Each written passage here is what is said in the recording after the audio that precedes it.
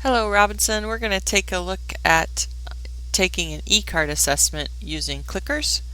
That feature has recently become enabled, so I want to walk you through that process. The first thing you want to do is go into your Blackboard account, and then you're going to click on your eCart tab. Once you're in eCart, you're going to go into Horizon,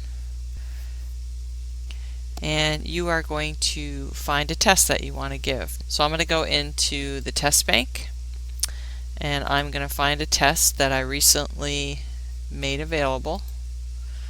I'm going to give these guys an Algebra 2 test, and it's a private test, so I can search for it a little more quickly if I uncheck the other ones.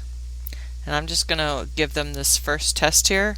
Notice that the date is open on the 27th of January 2014, and it closes on the 7th of January 2014.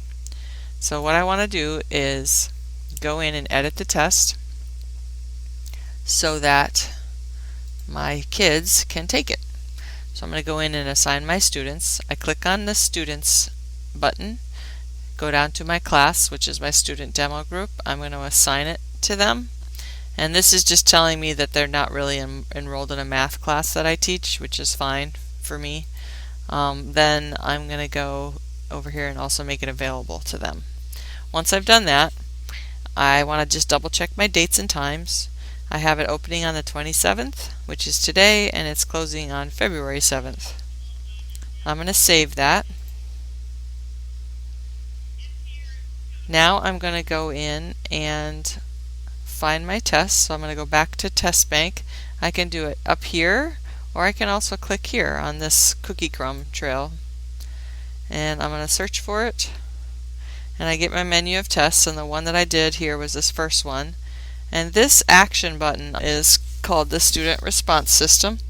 And if you have turning point clickers, you can use these clickers with this response system.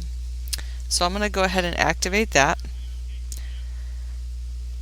And what's going to happen is my username will show up and the test ID will show up. I'm going to say submit. And then this is the course that I'm going to use the clickers on. So I'm going to click on that course. And then you're going to get a set of instructions about which responseware you're using. If you've got the turning point clickers, you're going to want to choose the first one. It works for all different types. And I'm going to say continue. Then what will happen during class is you can call up this window, and the kids are going to need to assign their device. So the instructions are nicely arranged on the screen once you open this part. So you're going to click the Assign Devices button below, which is right here. You're going to wait for that button to turn green. Then you're going to select a student in the grid. So Austin is already selected. Then what I'm going to do is click any key on the clicker device except for the channel button.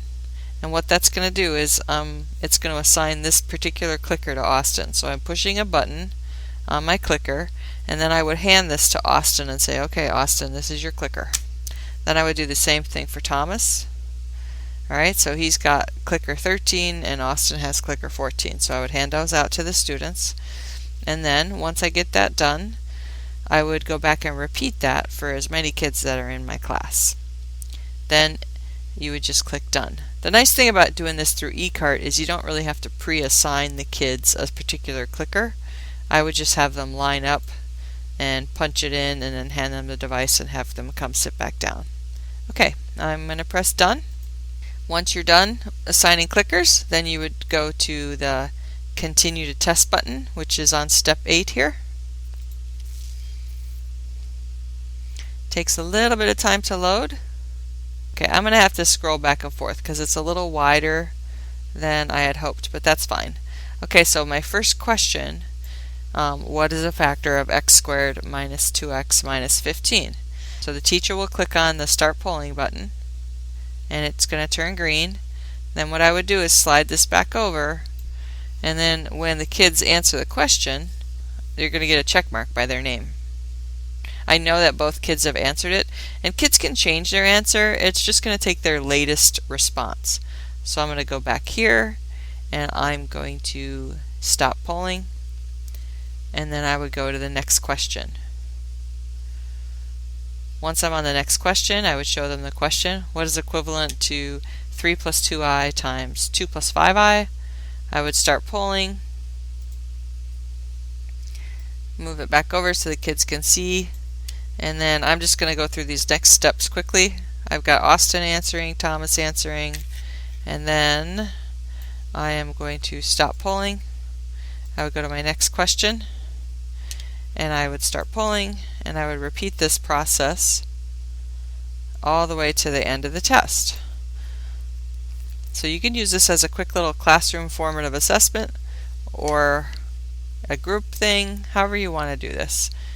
Alright, so I'm going to stop polling, and then I'm going to pause my recording right now and just go through and click in the rest of the answers, and then I'll show you what happens at the end. Hi, I'm back. I wanted to take a second and show you this question 11 on this test.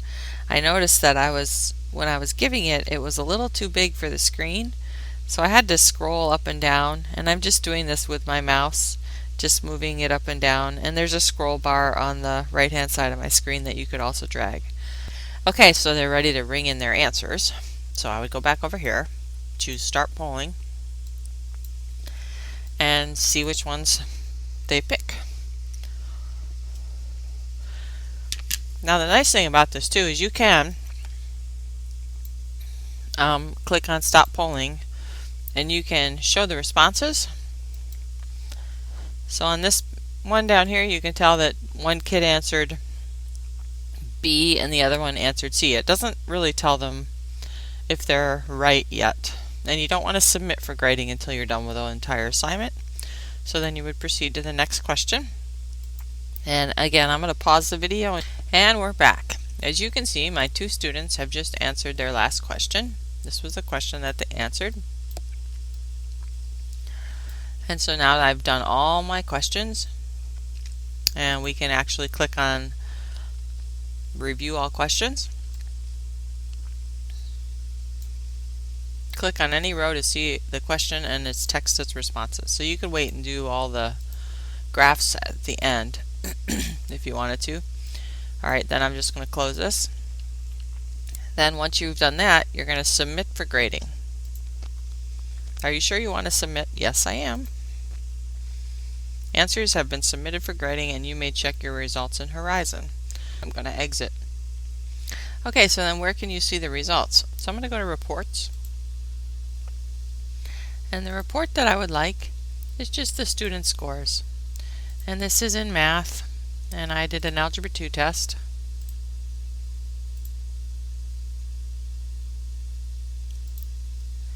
And I'm clicking on View Results.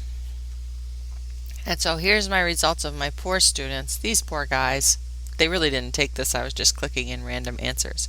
But it's going to show how they did, and they come up in the Needs Improvement category. You can also click on the name of the kid, what they actually answered.